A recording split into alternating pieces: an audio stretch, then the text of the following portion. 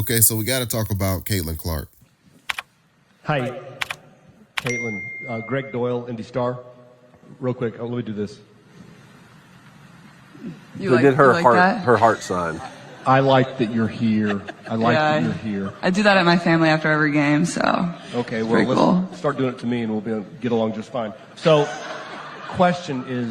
Caitlyn Clark has been receiving backlash ever since she has entered the WNBA draft. And shortly after Caitlyn Clark was drafted number 1 by the Indiana Fever, Caitlyn Clark's rookie contract had went viral.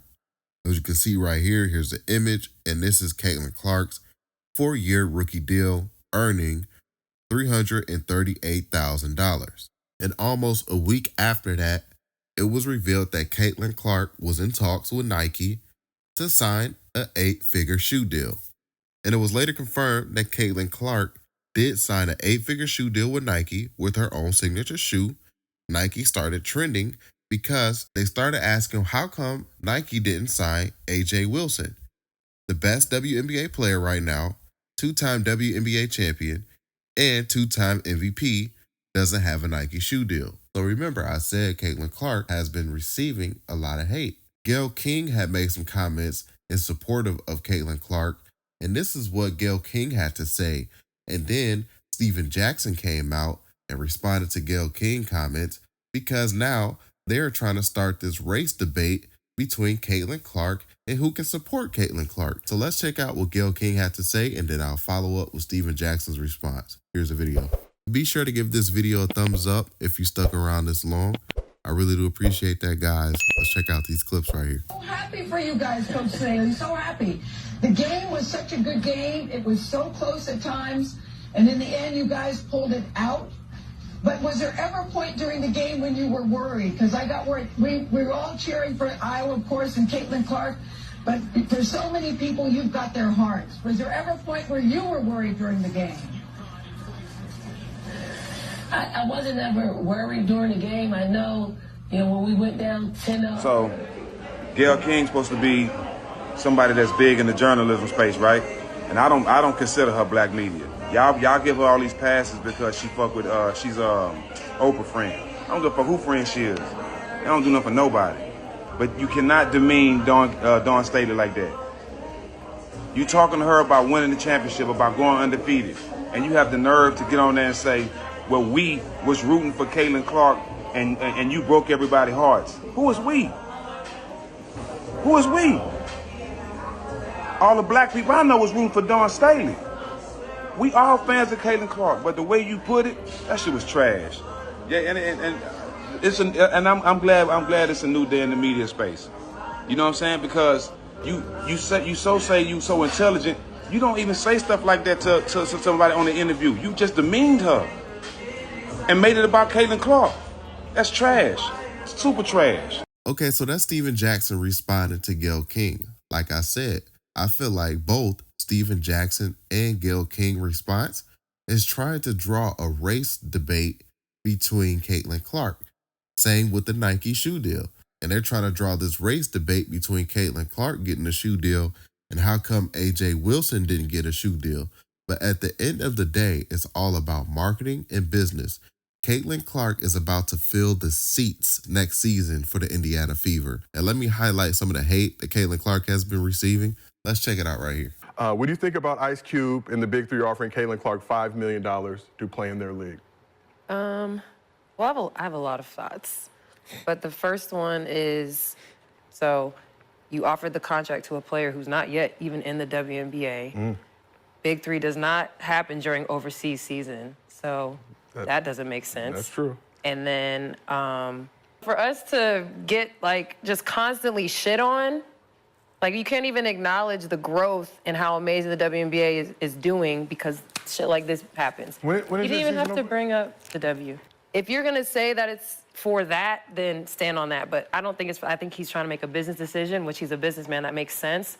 But to mask it in this, I want to uplift and support WNBA players and women athletes is kind of a cop-out, I think, and I don't think it really makes any sense. You asked me about Caitlyn. If you're going to break a record, to me, if it's legitimate, you have to break that record in the same amount of time that that player set it. Okay. So if Kelsey Plum set that record in 4 years, well, Caitlyn should have broke that record in 4 years.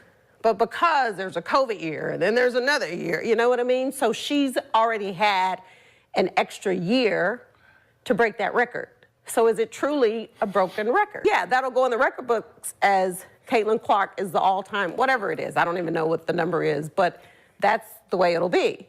And I don't think it should be. Let's also talk about how much more experience that gives you over other players coming in, right? So people say, dang, like he or she's killing them. But you have a 25-year-old playing against a 20-year-old. Like, you should be killing them. Yeah. Because you've been doing it a lot longer than they have. Clark right now probably takes about 40 shots a game. Here we go. I know you like that. I'm gonna say this, and then I wanna be done with this whole conversation. So for people to come at me and say that I made those comments because I'm a racist, first of all, black people can't be racist, but that's the farthest thing from my mind. I grew up in a very small West Texas town, predominantly white. My best childhood friend is white. So it's important for me that I speak up for people that look like me. It's Black History Month. So, our ancestors fought and died for us to have opportunities that we have today. I have, no issues with Caitlyn, her breaking the record. I think, obviously, is a tremendous accomplishment, although, we could get into that discussion also, because there's a big debate on Lynette Woodard having the actual record. That the criticism is often very one-sided. Caitlyn Clark talks her shit. Caitlyn Clark is demonstrative. Caitlyn Clark, people aren't bothered by that. People aren't bothered by it because they're caught up in the narrative of, oh, here's this, wonderful, kind soul from the great state of Iowa representing Middle America. So they put all these what happens in these sports race wars is everybody projects their own shit on the people coming. They released the fever schedule. They got 36 nationally 36 of their 40 games. 40. They had one nationally televised game last year. And I was like, don't be dumb. 36. Yeah. Unless that means shit. Y'all gonna be playing? Season tickets sold out already. Yeah, I'm like, don't be dumb, WNBA. Double prices. But let's be real. That's the Caitlyn Clark effect. Same thing with Wemby. They put him on TV every day too. Let's not overreact about this. This is just smart business decisions being made. Yeah, right, that's what I said. But the business. That's what I said. The business for the game to grow, heads have to be cut off. Yeah.